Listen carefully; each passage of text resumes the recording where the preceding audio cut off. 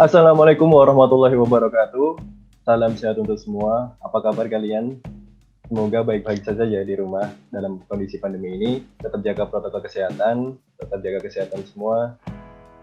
Oke, kali ini kita bakal diskusi tentang penerapan nilai aneka di instansi kami, yaitu di Kementerian Keuangan. Nah, seperti apa? Kalian penasaran kan? Oke. Sebelum kita masuk ke materi diskusi, perkenalkan, kami dari kelompok 3 BDK Cimahi Angkatan 2. Saya Arify Darmawan dari Direktorat Jenderal Bea dan Cukai, dan teman saya ada Lufti Alfata Pamungkas dari Direktorat Jenderal Bea dan Cukai.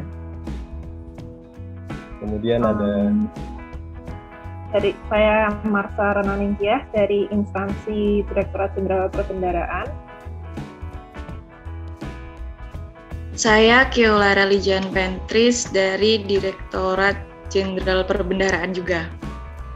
Oke, kali ini kita akan diskusi tentang Direktorat Jenderal Bea dan Cukai. Bagaimana sih penerapannya di sana? Oke, kalau kita masuk ke Direktorat Jenderal Bea dan Cukai, pasti Lufti udah paham nih. Monggo Lufti bisa diceritakan apa sih yang ada di DJPC itu? Ya, terima kasih Mas Dharma. Jadi saya langsung menuju intinya ya. Jadi tentang karakteristik DJPC di zaman industri 4.0 ini. Jadi DJPC sudah menerapkan digitalisasi dalam setiap proses bisnis. Nah, misal ada ekspor dan impor itu, jadi menggunakan aplikasi Ceisa. Ada modul PIB untuk impor, ada modul PIB untuk ekspor. Terus ada aplikasi Exis untuk menangani permasalahan tentang cukai. Bahkan kalau di kantor-kantor di perbatasan, misal di Entikong, Atambua, itu juga ada aplikasi sendiri untuk mengurus barang yang keluar masuk lintas batas negara. Namanya itu ada Sistem Informasi Kartu Identitas Lintas Batas atau lebih dikenal SISKA, dan ada juga aplikasi SIPintar, itu Sistem Informasi Pengawasan Kendaraan Lintas Batas Negara. Di tiap perbatasan ini memiliki aplikasi sendiri-sendiri. Misal di perbatasan Malaysia itu ada sendiri, terus Timor Leste, dan ada juga yang di perbatasan di Papua Nugini. Untuk yang terkait dengan kendala, tentu kita tahu bahwa dengan digitalisasi ini, setiap proses bisnis itu bisa sangat menguntungkan karena membuat lebih efektif dan efisien. Namun di sisi lain juga berefek dengan membludaknya aplikasi. Terlalu banyak aplikasi yang ada sehingga membuatnya menjadi lebih rumit dan kompleks. Contohnya saja di daerah perbatasan tadi kan ada SISKA dan aplikasi SIPintar. Kalau misalnya bisa digabungkan jadi satu, yang terintegrasi jadi satu kan itu lebih simpel kan. Terus kemudian untuk hambatan selanjutnya itu ada ini muncul dari penggunaan digitalisasi ini tuh terkadang aplikasi yang digunakan tuh slow respon atau malah error. Kejadian seperti itu tentu akan menghambat proses bisnis, apalagi yang bermasalah aplikasi setingkat regional, maka daerah itu nanti akan terhambat proses bisnisnya. Apalagi kalau yang error itu aplikasi setingkat nasional, maka bisa saja berimbas pada terhambatnya proses bisnis setingkat Indonesia. Contohnya saja seperti yang baru-baru ini terjadi itu server down pada aplikasi Ceisa. Oh ya, izin menambahkan Mas Lufti.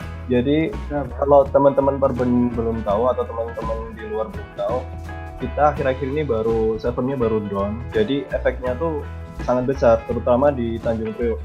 Tanjung Priok tuh dokumennya sampai 1000 lebih lah. Soalnya kegiatan impor ekspor tuh kebanyakan di Tanjung Priok.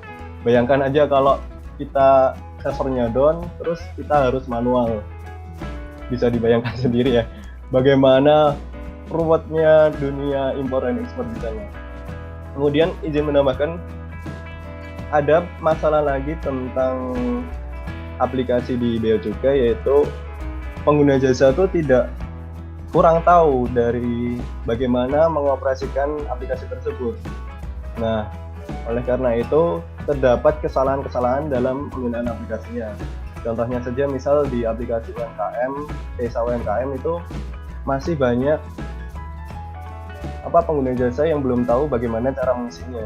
Jadi mungkin ini menjadi penyebab bagaimana si pengguna jasa ini kesulitan dalam menggunakan modul tersebut.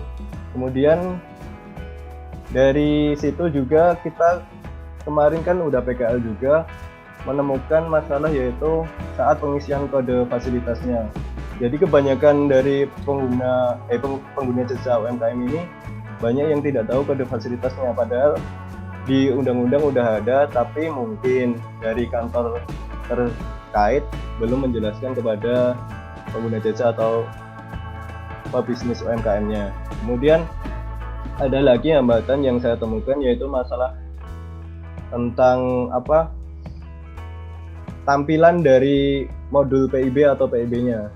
Kalau menurut saya atau menurut saya pribadi, tampilannya belum menarik lah. Kita lihat aja aplikasi yang ada di handphone kita masing-masing. Itu kan udah ciamik lah. Kalau dilihat mata tuh enak, good looking. Jadi menambah semangat kita untuk misal berbelanja atau yang lainnya. Nah, mungkin ini yang menjadi penyebab atau menjadi hambatan dari instansi Direktorat Jenderal Bea dan Cukai untuk diperbaiki ke depannya. Kemudian mungkin ada pendapat dari teman-teman Perban, Mbak Kio dan Mbak Marsha, apa sih yang harus kami lakukan dari Direktorat Jenderal Bea dan Cukai untuk memperbaiki sistem yang kami buat, sistem yang kami laksanakan selama ini untuk lebih baik ke depannya. Mungkin ada benchmarking buat kami sebagai patokan atau tolak ukur untuk sebagai perbaikan aplikasi-aplikasi kami. Coba Mbak Marsha mungkin ada pendapat.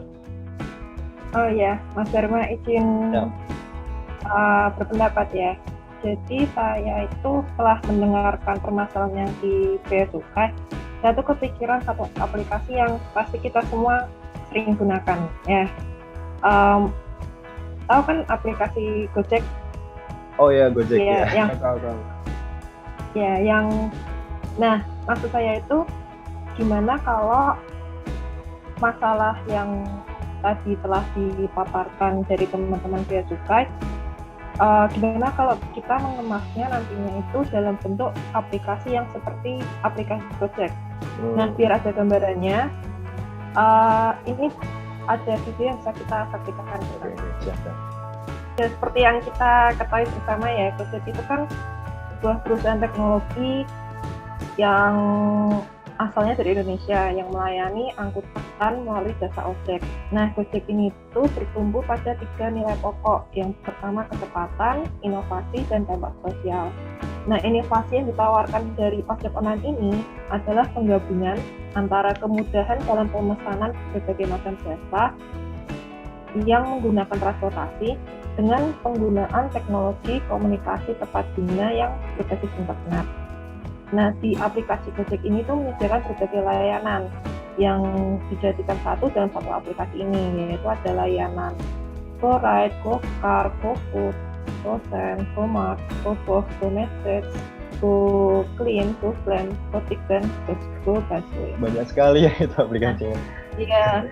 Nah, dari yang tadi dipaparkan kan ada kendala ya, yang ada banyak aplikasi yang belum terintegrasi. Nah, ya, betul. Di Gojek itu ada solusi yang lagi sedang dijalankan, ada layanan yang akan dijalankan, yaitu yang mewujudkan integrasi transportasi multimoda sehingga mobilitas perkotaan lebih lancar dan nyaman. Nah, solusi ini dalam bentuk inovasi teknologi dan respon teknologi dalam rangka mendukung visi terciptanya sistem pengelolaan transportasi terpadu. Nah, salah satu bentuk nyatanya itu seperti yang kalau misalnya kita di stasiun, contoh di stasiun Juanda, di stasiun Sudirman kan sudah terdapat layanan GoRide instan.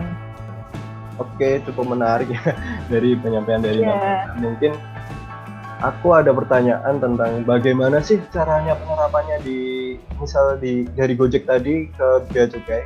Mungkin dari Mbak Kio ada pendapat? Kalau aku izin untuk memberikan pendapat ya, Mas Rifki dan Mas Lufti. Setelah mendengarkan paparan dari Mas Lufti, Mas Dharma dan juga Mbak Marsha tadi, ada beberapa poin yang aku tangkep nih.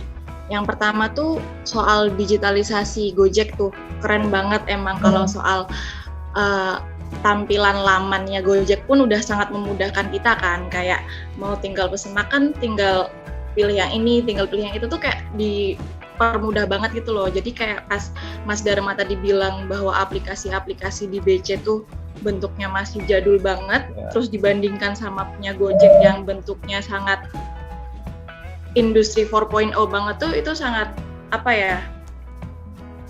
bikin kayaknya bisa nih kalau misalkan BC yang mengadopsi apa yang ada di aplikasi Gojek ditaruh ke aplikasi punyanya BC. Nah, jadi aku mau ngasih beberapa insight soal apa sih yang bisa diimplementasikan berdasarkan benchmarking tadi. Yang pertama, kan tadi problemnya tuh soal aplikasi yang membludak jadi bikin lemot dan bikin rumit dan kompleks. Jadi tuh kita bisa bikin satu aplikasi terpusat atau terintegrasi buat semua proses bisnis yang terkait. Terus yang kedua itu kan tadi problemnya soal sistem server yang sering down ya. Kalau itu jujur aku kurang paham sih gimana ya, tapi satu hal yang bisa aku saranin mungkin bisa diperbaiki sistem servernya. Nah, yang ketiga kan tadi bilang Mas Dharmanya kalau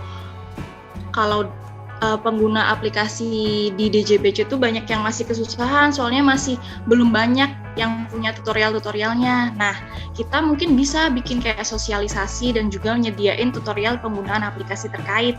Nah, tutorial sama sosialisasi tersebut tuh bisa dikemas dalam bentuk video atau media lain, terus kita sebarluaskan melalui media sosial resmi milik DJBC.